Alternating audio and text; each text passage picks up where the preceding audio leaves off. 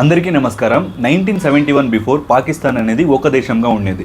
ఆ తర్వాత రెండు దేశాలైంది. ఒకటి పాకిస్తాన్, ఇంకొకటి బంగ్లాదేశ్. ఇకపైన మూడు దేశాలు అయ్యే ఛాన్స్ ఉంది. ఒకటి పాకిస్తాన్, బంగ్లాదేశ్, మళ్ళీ బలూచిస్తాన్ అని. ఈ బలూచిస్తాన్ సపరేట్గా ఒక దేశం అవుతుందా? దీని నుంచి మన కంట్రీకి ఉన్న అడ్వాంటేజ్ ఏంటి, డిసడ్వాంటేజ్ ఏంటి? పెద్ద లాస్ వచ్చేసి చీనా వాళ్ళకి అవుతుంది. సో కంప్లీట్ న్యూస్ ఏంటి, ఈ బలూచిస్తాన్ ఎందుకు సపరేట్గా కంట్రీ అవుతుంది మీకు ఎక్స్ప్లెయిన్ చేస్తా. అండ్ నా తెలుగులో ఏమైనా మిస్టేక్ ఉంటే దయచేసి క్షమించండి, ఎందుకంటే నా మదర్ టంగ్ అనేది కన్నడ. సో మా కోలార్ తెలుగు మా స్లాంగ్. సో ప్రతిరోజు ఒక ట్రెండింగ్ టాపిక్ పైన ఒక వీడియో వస్తుంది. సో ఆ వీడియోస్ మీకు త్వరగా చేరుకోవాలంటే దయచేసి నా యూట్యూబ్ ఛానల్ సబ్స్క్రైబ్ చేసుకోండి. సో ఇష్యూ ఏమని చూద్దాం. బలూచిస్తాన్ అని పాకిస్తాన్లో 4 ప్రావియన్స్ ఉంటుంది. ఇప్పుడు మన భారతంలో ఎలా స్టేట్స్ అంటామో పాకిస్తాన్ వాళ్ళు ప్రావియన్స్ అంటారు. ఒకటి సింధ్, ఇంకొకటి పంజాబ్, మళ్ళీ ఇంకొకటి ఖైబర్ పఖ్తూన్వా, ఇంకొకటి ఈ బలూచిస్తాన్. సో ఈ బలూచిస్తాన్ మళ్ళీ సింధ్ జనాలకి ఈ పంజాబ్ వాళ్ళు అంటే అవ్వదు. ఎందుకంటే ఇప్పుడు ఈ బలూచిస్తాన్ మళ్ళీ సింధ్లో నార్మల్గా న్యాచురల్ రిసోర్సెస్ అనేది ఎక్కువ ఉంది. సో దాన్నంతా యూజ్ చేసుకుని ఎవరు గ్రో అవుతున్నారు, ఎవరు పెరుగుతున్నారంటే ఈ పంజాబ్. అండ్ పొలిటికల్గా కానీ ఎకనామికల్గా కానీ ఓవరాల్ చూసుకుంటే కూడా డెవలప్డ్ ఎవరు ఉన్నారంటే పంజాబ్. ఇప్పుడు నార్మల్గా పాకిస్తానే ఒక 10 years బ్యాక్ ఉందంటే ఈ బలూచిస్తాన్ మళ్ళీ సింధ్ ప్రాంతీయ జనాలు ఇంకా 20 to 30 years బ్యాక్ ఉన్నారు. కరెక్ట్గా వాళ్ళకి నీళ్ళు అనేది లేదు, ఇల్లు లేదు, మళ్ళీ రోడ్స్ లేదు, కరెంట్ లేదు, చాలా అంటే చాలా గ్రో కాదలే వాళ్ళు బలూచిస్తాన్ వాళ్ళు.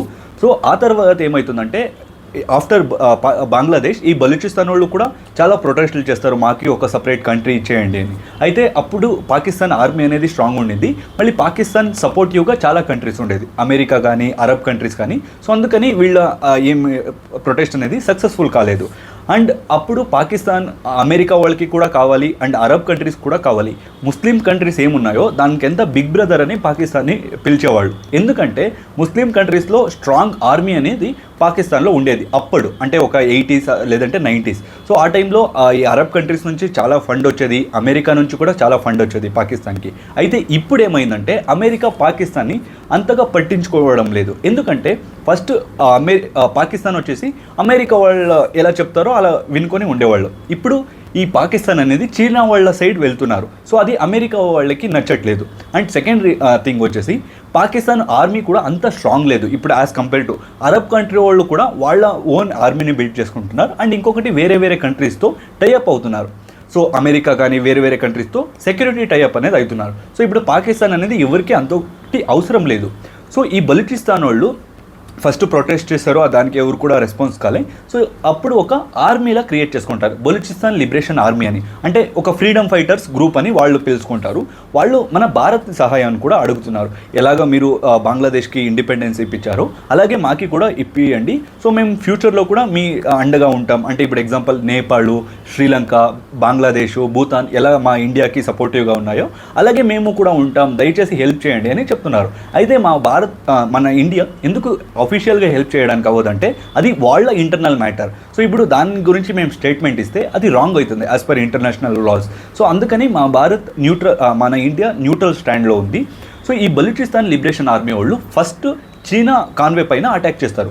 ఎందుకంటే ఈ బలూచిస్తాన్ లిబరేషన్ ఆర్మీ ఏమైనా కొత్త దేశం అయిందంటే చాలా పెద్ద లాస్ అయ్యేది వచ్చేసి పాకిస్తాన్ కన్నా ఎక్కువ చీనాకి ఎందుకు ఎక్కువ లాస్ అవుతుందంటే చీనా వాళ్ళు సిపెక్ అని ఒక ఎకనామిక్ కారిడార్ని క్రియేట్ చేస్తున్నారు. చీనా పాకిస్తాన్ ఎకనామిక్ కారిడార్ అని. ఎందుకంటే ఇప్పుడు అరబ్ దేశాల నుంచి ఏమైనా పెట్రోలియం ప్రోడక్ట్ తీసుకురావాలంటే వీళ్ళు మన భారత్ని చుట్టేసుకొని చీనాకి వెళ్ళాలి. అయితే ఏమవుతుందంటే ఒక ఫుల్ రౌండ్ కొట్టుకొని వెళ్తే వాళ్ళకి ఇది ఫ్యూల్ కాస్ట్ అనేది ఎక్కువ అవుతుంది. సో అందుకే ఇప్పుడు గ్వాదర్ పోర్ట్ అని బిల్డ్ చేస్తున్నారు. అంటే పాకిస్తాన్ ఈ బలూచిస్తాన్లో ఉంది. lakhs to crores ఇన్వెస్ట్ చేశారు దీనిపైన. సో ఈ గ్వాదర్ పోర్ట్ బిల్డ్ చేసి అక్కడి నుంచి ఒక హైవే కనెక్ట్ చేస్తున్నారు చీనాకి. సో ముఖాంతరంగా పెట్రోలియం ప్రోడక్ట్స్ కానీ ఏదైనా ఇంపోర్ట్ ఎక్స్పోర్ట్ ఈజీ చేసుకోవచ్చని చీనా వాళ్ళది. సో ఈ గ్వాదర్ పోర్ట్ ఏం బిల్డ్ చేస్తున్నారు అంటే చీనా ఒక చీనా బలూచిస్తాన్లో బిల్డ్ చేస్తున్నారు కదా, అంటే పాకిస్తాన్లో బిల్డ్ చేస్తున్నారు కదా, అక్కడ చాలామంది చీనా వాళ్ళు వర్కర్స్ ఉన్నారు, చీనా ఎంప్లాయీస్. సో అక్కడ ఏం డి గ్రూప్ అంటే చాలా లో లెవెల్ వర్క్ ఉంటుంది కదా, దాన్ని మాత్రం ఈ బలూచ్ పీపుల్కి ఇస్తుంటారు, బలూచ్ జనాలకి. సో అది కూడా అవ్వదు. అండ్ ఇంకొక రీజన్ వచ్చేసి ఈ చీనా ఏమి ఇక్కడ పోర్ట్ బిల్డ్ చేస్తుందో డీప్ సీ ఫిషింగ్ అని చేస్తారు. అంటే ఇప్పుడు నార్మల్గా అక్కడ ఫిషర్ మ్యాన్ ఎక్కువ ఉండేవాళ్ళు, ఎందుకంటే నియర్ టు సీ ఉంది కదా. అయితే వీళ్ళు చాలా డీప్ సీ ఫిషింగ్ చేయడం వల్ల వాళ్ళకి కూడా చేపలు దొరికేవి కాదు. సో మా దేశంలో వచ్చి వేరే ఎవడెవడో మమ్మల్ని రూల్ చేయడం ఏమని చీనా వాళ్ళ పైన అటాకులు అనేది ఎక్కువ చేశారు. ఈవెన్ కాన్వే చీనా కాన్వే వస్తే దానిపైన చీనా మనుషులు ఎక్కడ కనిపిస్తే అక్కడ షూట్ చేసేవాళ్ళు వీళ్ళు, బలూచిస్తాన్ లిబరేషన్ ఆర్మీ అని. అండ్ ఇంక్లూడింగ్ పాకిస్తాన్ ఆర్మీ పైన కూడా వీళ్ళు అటాక్ చేస్తారు. సో ఇది ఆల్మోస్ట్ 1 year 2 years కాదు, ఒక 30-40 years నుంచి నడుస్తుంది.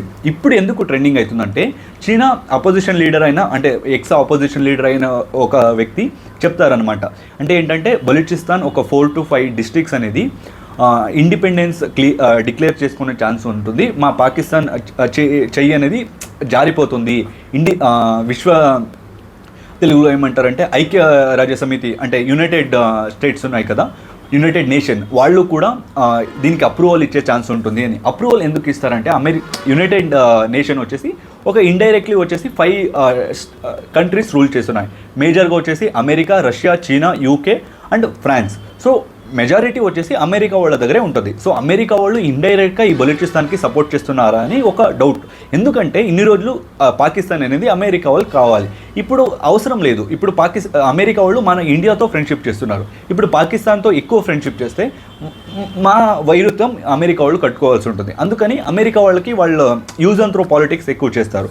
సో అందుకని ఈ బలూచిస్తాన్ అనేది ఏదైనా కొత్త దేశం అయితే ఇది కంప్లీట్లీ అమెరికా ఫేవర్గా ఉంటుంది కదా. ఇప్పుడు ఎలాగో ఈ బలూచిస్తాన్ జనాలకి చీనా జనాలు అంటే అవ్వదు. సో ఇది కొత్త దేశం అయితే, అండ్ ఇక్కడ ఈ అరేబియన్ సీ ఏముందో ఇక్కడ కంట్రోల్ అనేది అమెరికా వాళ్ళు పెట్టుకోవచ్చు. సో దీనికని యునైటెడ్ నేషన్స్లో కూడా ఈజీగా అప్రూవల్ దొరుకుతుంది, కొత్త నేషన్ అని డిక్లేర్ చేస్తే కూడా అని. ఇది ఈరోజు న్యూస్. అండ్ మన ఇండియా దీనికి సపోర్ట్ చేయాలా వద్దా? అండ్ మెజారిటీ వచ్చేసి ఈ బలూచిస్తాన్ లిబరేషన్ ఆర్మీ ఎందుకు క్రియేట్ చేశారంటే ఈ ప్రాంతీయత అని ఉంది కదా. సో ఇప్పుడు పంజాబ్ ప్రావిన్స్ జనాలు ఎక్కువ గ్రో అవుతుంటారు, ఎక్కువ డెవలప్ అవుతారు. అయితే ఈ బలూచిస్తాన్ వాళ్ళు డెవలప్ అవ్వడానికి అవ్వదు. అండ్ పొలిటికలీ కూడా ఈ పంజాబ్ ప్రావిన్స్ వాళ్ళే కూడా ఎక్కువ డెవలప్ అవుతుంటారు. సో ఇది ఈ రోజుటి న్యూస్. ప్రతిరోజు ఇలాంటి ఒక ట్రెండింగ్ టాపిక్తో అండ్ నా తెలుగుని ఇంప్రూవ్ చేసుకొని మీ ముందుంటా. సో ఈ వీడియోని ఇక్కడ దాకా చూసారంటే దయచేసి నా యూట్యూబ్ ఛానల్ సబ్స్క్రైబ్ చేసుకోండి. ఈ వీడియోని ఏమైనా మీరు ఫేస్బుక్లో చూస్తుంటే దయచేసి నా ఫేస్బుక్ పేజ్ని కూడా ఫాలో చేయండి. అండ్ నా తెలుగులో ఏమైనా మిస్టేక్ ఉంటే దయచేసి క్షమించండి. ధన్యవాదాలు.